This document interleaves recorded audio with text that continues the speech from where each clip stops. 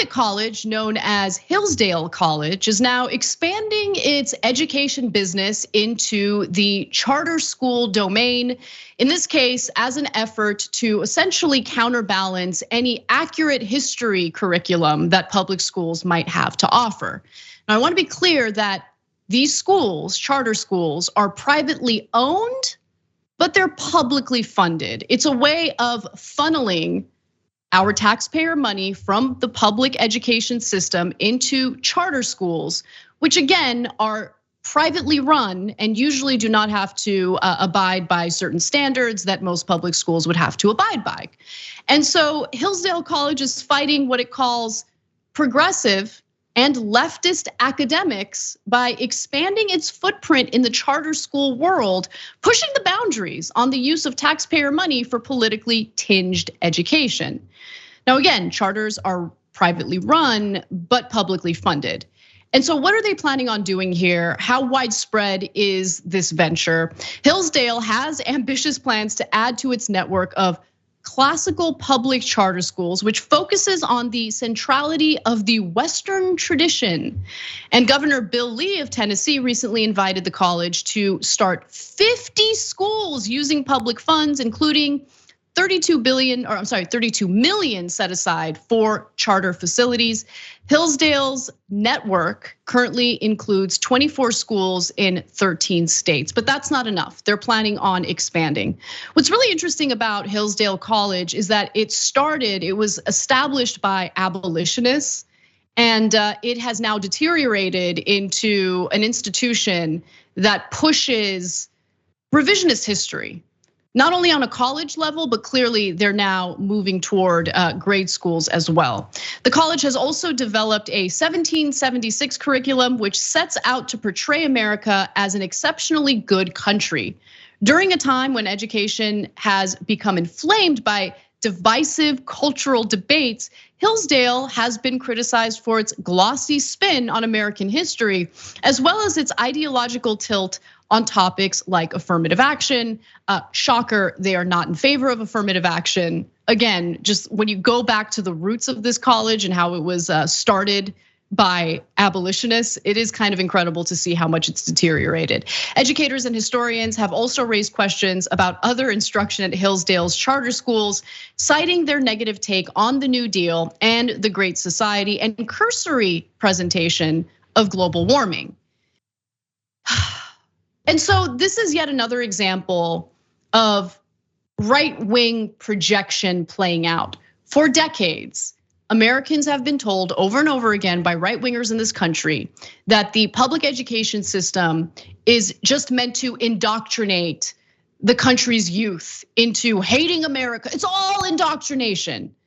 But the reason why I say it's projection is because we have seen one case study after the other of right-wing institutions, right-wing lawmakers, right-wing school boards making decisions that transparently and intentionally indoctrinate kids and feed them revisionist history. Which, by the way, let's take a step back, because I'm old enough to remember what history lessons were like when I was in grade school, when I was in high school. And this notion that it's somehow too critical of America is so ridiculous. I mean, as you guys probably already know, our public education system has actually done a pretty good job omitting important details about this country's history, right? In an effort to kind of paint the United States as, a country that had a few problems in the past, but we've gotten past it. We've managed to combat all of it. That's what I remember about history. In fact, I didn't learn decent history until I was graduated from high school and was able to research about it, read about it on my own, in my own time. That was when I learned a lot more. But right-wingers think that the watered down version of American history that currently exists in public schools still isn't good enough. It isn't revisionist enough. They want to go even further. And the thing that's amazing to me, let's just pause for a second before I give you more details about this story. You're going to propagandize history lessons and school curriculum in an effort to what? Trick America's youth into thinking that America's perfect? to trick American youth into thinking that we've got it all figured out, to trick the people who are about to take out tens of thousands, if not hundreds of thousands of dollars in student loan debt, that we've got it on lockdown. We've got it all figured out. America is number one, no other country compared. Really, you're gonna trick them? You're gonna trick them when they graduate college, saddled with student loan debt, and essentially serve as indentured servants, working jobs where they're mistreated, underpaid, and easily replaced by robots. You're gonna trick them into thinking America's perfect. Okay, good luck to you. Good luck to you. Now, the college, Hillsdale College, relies partly on donations from conservative benefactors that are fueled by aggressive fundraising campaigns, including on Rush Limbaugh's radio program before he died, and in Hillsdale's widely circulated digest, which is known for provocative articles, including a 2017 piece in which President Vladimir Putin of Russia was called a hero to populist conservatives around the world.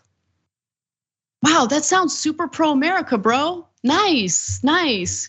Let's applaud the authoritarian madman of Russia who has invaded a country, a sovereign country, and proceeded to kill. At this point, we don't know the exact numbers, but all these civilians, including women and children, innocent individuals in Ukraine. Yeah, let's go ahead and talk about how he's a hero to conservatives around the world. Pretty gross.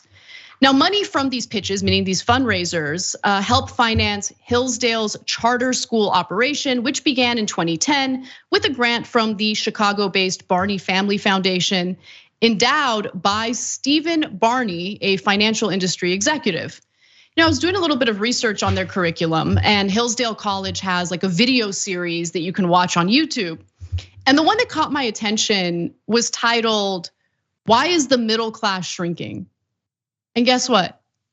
They didn't get into why the middle class is shrinking at all. But they did get into a lengthy lesson about the importance of self-sustainability and not having to rely on the government. Yeah. No, but don't worry, guys. They're gonna trick young people into thinking that lifting yourself up by the bootstraps is the way to go. They're gonna trick them, even though their lived experiences will be the antithesis of that. And finally, in addition to Hillsdale's 22 member charter schools, which receive a full suite of Hillsdale curriculum and training, 2 other public schools are regarded as affiliates that use Hillsdale's curriculum, with 8 more affiliates poised to open, including one in Tennessee. Applications are filed for more schools, including 3 of the 50 additional schools Hillsdale has said it plans to open in Tennessee.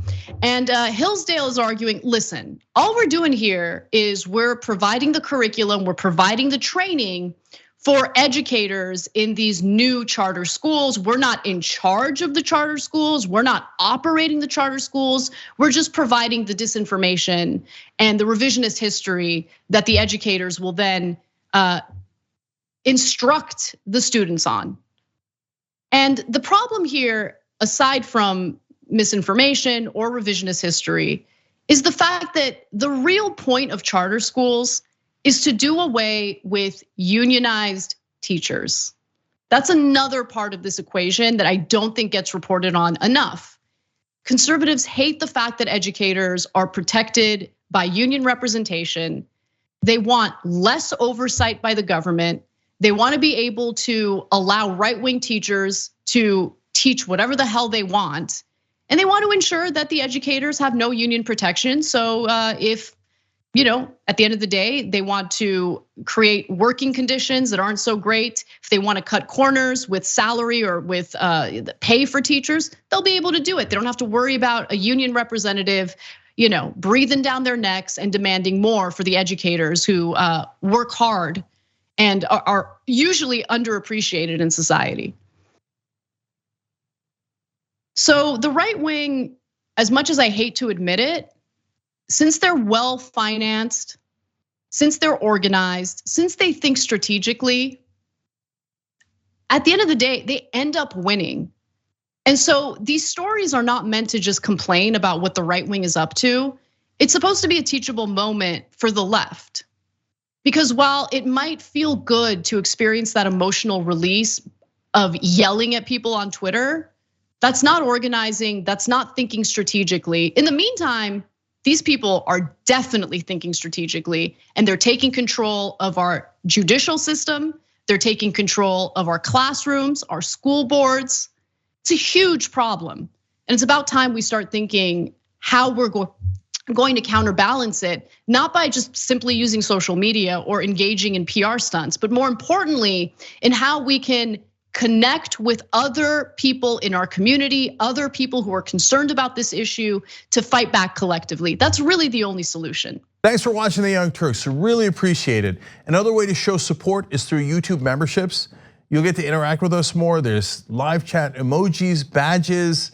You've got emojis of me, Anna, John, JR, so those are super fun. But you also get playback of our exclusive member-only shows and specials right after they air.